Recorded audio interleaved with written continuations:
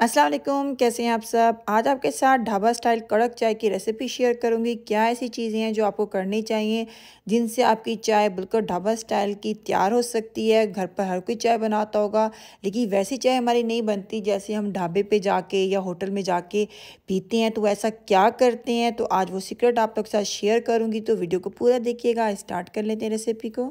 सबसे पहले आपने देगची में दूध डालना है। जी हाँ, दूध को डालना है आपने सबसे पहले।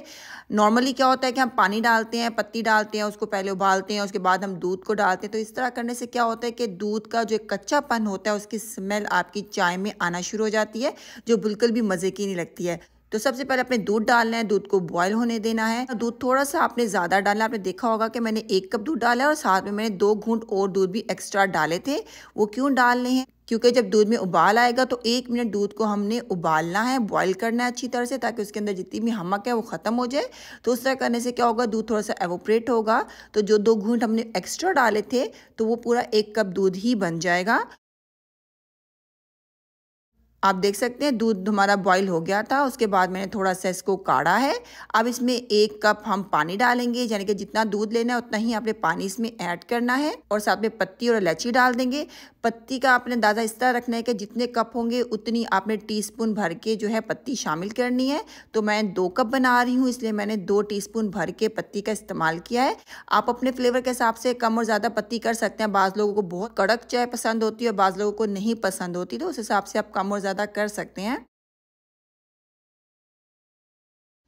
अभी आप देख सकते हैं दूध की जो झाग है हमारी क्रीम कलर की है। इसको हमने इतना काढ़ना है कि जो झाग है हमारी ये थोड़ी सी लाइट ब्राउन कलर की हो जाए और जो दूध का एक कच्चापन होता है वो ख़त्म हो जाए और एक नाइस सी कड़क चाय की जो खुशबू होती है ना वो हमारी चाय में से आने लगे। तब तक आपने इसको पकाना है। आँच को लो कर देंगे। अब इसको इस तरह फेंटेंगे 1 से 2 मिनट।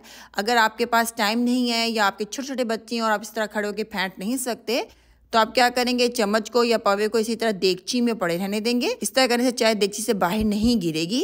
और वैसे भी अगर चाय को आप 1 मिनट के लिए बॉईल कर लें पास खड़े होके, उसके बाद आंच को लो कर दें, तो चाय फिर भी नहीं गिरती है। आप आराम से 4 से 5 मिनट लो हीट पर फिर चाय को पका सकते हैं।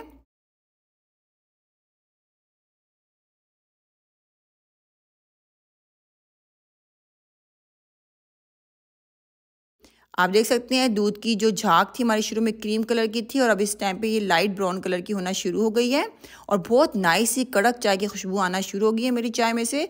तो इस टाइम पे हमारी चाय बिल्कुल तैयार है। इसको छान लेंगे। हमारी ढाबा स्टाइल की कड़क चाय बिल्कुल तैयार है। इसमें मैंने चीनी बिल्कुल नहीं डाली है। चीनी के बगैर भी बहुत मज़े की लगती है। अगर आप डालना चाहें तो आप बिल्कुल चीनी डाल सकते हैं। तो इस तरह नेक्स्ट टाइम मिलेंगे एक नई रेसिपी के साथ। अपना ख्याल रखिएगा। अल्लाह हाफिज़।